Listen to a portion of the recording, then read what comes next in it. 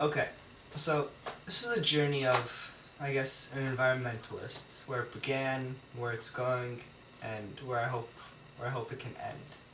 So the thing is, to start off with, I believe in saving the environment, planting trees, and preserving what we have.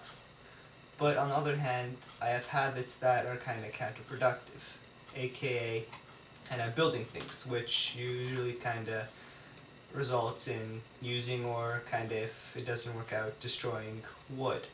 Now, I do feel bad about it because it's a waste and it takes trees to cut down to kind of do these activities, and I I feel bad because I enjoy these activities, but then they're counterproductive.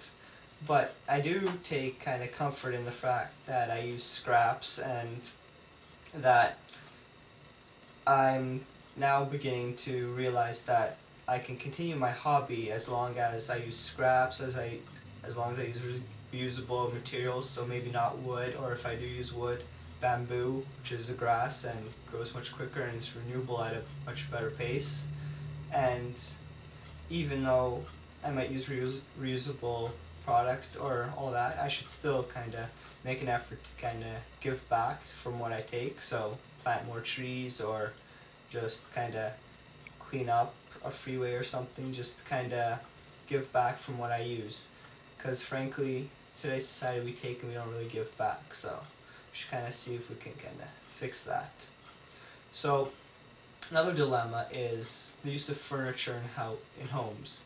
People enjoy wood because of its aesthetic quality.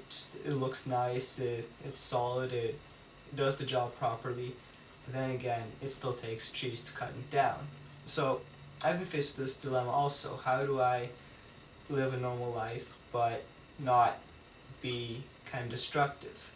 So I think it all comes down to using other materials that aren't going to harm the earth as much, or using materials that are more renewable, aka maybe bamboo, which, like I said before, is a grass and grows at a much quicker pace, so is much easier to be renewable. Now, another option is other materials such as metal or kind of stone or concrete, but this is also kind of shaky ground because you have to factor in how much CO2 and all the emissions it takes to create these products and to kind of refine the metal and all that stuff. But once all the research is done, and this is the most important part, research, then you can begin to find a more environmentally sound way of kind of doing things, which I hope to do also. Now, I'm not saying I'm an expert because I'm not, because much more research is needed into this, but using these kind of rules of renewable or reusable or just less emission kind of products, then you can kind of do your part. Now, the other problem is, aside from furniture and using metals, is the use of wood in homes. Now, I know you can maybe make a whole house out of bricks or concrete, but now going back to the whole emissions and CO2, it does harm the environment more than it helps it. So it's actually more beneficial to use wood rather than concrete. Now the problem is, like I said before, it's still cutting down trees.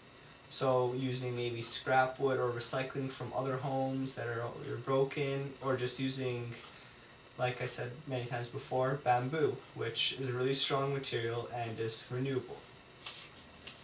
Now, another thing that is possible, and I'm going to personally try to do more often, is ride your bike when you can, or even just use a longboard, a skateboard, rollerblades, whatever it is, just not the car. Now, if you can get there by foot, you can get there by bike, skateboard, rollerblades, and whatnot. You don't need the car, and personally, I try not to use the car unless I have to, whether it be rain, kind of freezing cold, or those kind of circumstances. So a little sacrifice from everyone can kind of help everyone. Now, another thing you can do if it is raining or if it's really cold is use public transit. And I personally use public transit every day I go to school. Another thing that I find is quite helpful is, like I said before, reuse and recycle. So always recycle everything, and I try to do this as much as I can. Kind of sort your recyclables, sort your garbage, and sort your compost. Also, you should use what you can. For example, when buying paper, you can always go for the recycled kind. So that way we can keep using the same paper and not have to waste more trees.